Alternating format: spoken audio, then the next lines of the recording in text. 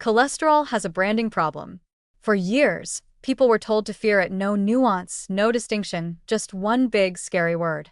But the truth is, cholesterol isn't inherently bad. In fact, your body needs it to build cells, produce hormones, and make vitamin D.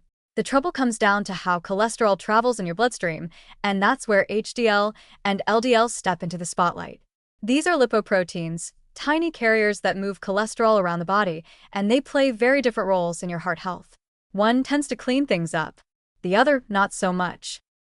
HDL stands for high-density lipoprotein, often dubbed the good cholesterol. And it earns that title by doing something heroic. It scavenges excess cholesterol from your bloodstream and artery walls, then ferries it back to the liver for disposal. Think of HDL as the cleanup crew, making sure that cholesterol doesn't linger in places it shouldn't be, like the lining of your arteries. Higher levels of HDL are associated with a lower risk of heart disease, and people with naturally high HDL tend to have better cardiovascular outcomes. LDL, or low-density lipoprotein, is the so-called bad cholesterol. It delivers cholesterol to cells around the body, which isn't a problem in moderation, but when there's too much LDL in circulation, it can start to deposit cholesterol into the walls of your arteries. That buildup can lead to plaque formation, narrowing of the arteries, and eventually, events like heart attacks or strokes. It's not that LDL is evil by design.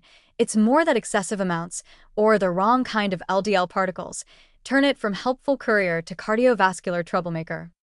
Not all LDL is created equal, either. It comes in different particle sizes, and the small, dense type is more likely to penetrate artery walls and trigger inflammation. Larger, fluffy LDL particles are considered less harmful. Diet and lifestyle influence not just the amount of LDL you have, but the type, which is one reason why simply measuring total cholesterol gives an incomplete picture. Now, how does food fit into all of this? Quite significantly. Saturated fats, found in foods like butter, fatty cuts of meat, full-fat dairy, and some baked goods, tend to raise LDL levels. They don't just increase the quantity, they can also shift LDL toward the smaller, more harmful type. Trans fats, though largely banned in many countries, were even worse. They raised LDL and lowered HDL, a truly damaging double whammy. Fortunately, they've been mostly eliminated from the food supply. On the flip side, certain foods can improve your cholesterol profile. Monounsaturated fats, the kind found in olive oil, avocados, and nuts, can help lower LDL and maintain or slightly boost HDL.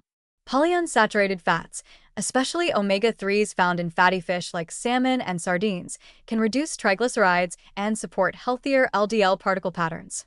Soluble fiber, found in oats, beans, apples, and flax seeds, helps sweep LDL cholesterol out of your digestive system before it ever makes it to your bloodstream. Even modest weight loss and regular physical activity can increase HDL levels and shift LDL to a less threatening form. It's also worth noting that dietary cholesterol, the kind you find in eggs and shrimp, doesn't significantly impact LDL for most people. For a long time, cholesterol-rich foods were wrongly blamed for raising blood cholesterol, but research has shown that saturated fat is the bigger driver. Eggs, for instance, may even raise HDL in some individuals, making them far less of a villain than they were once portrayed. Understanding the HDL versus LDL dynamic is less about avoiding cholesterol altogether and more about managing the systems that transport it. If HDL is your helpful transporter that clears the streets, and LDL is the overzealous delivery truck that sometimes parks in the wrong places, then your goal is to keep traffic flowing smoothly, not to ban all deliveries or street sweepers. It's about balance and giving your body the right tools to do its job well. So rather than obsess over every milligram of cholesterol in your diet, focus on the bigger picture. Choose whole, nutrient-dense foods, emphasize healthy fats, eat fiber-rich meals, and move your body regularly. When you do, HDL and LDL are more likely to play their parts in harmony, and your heart will thank you for it.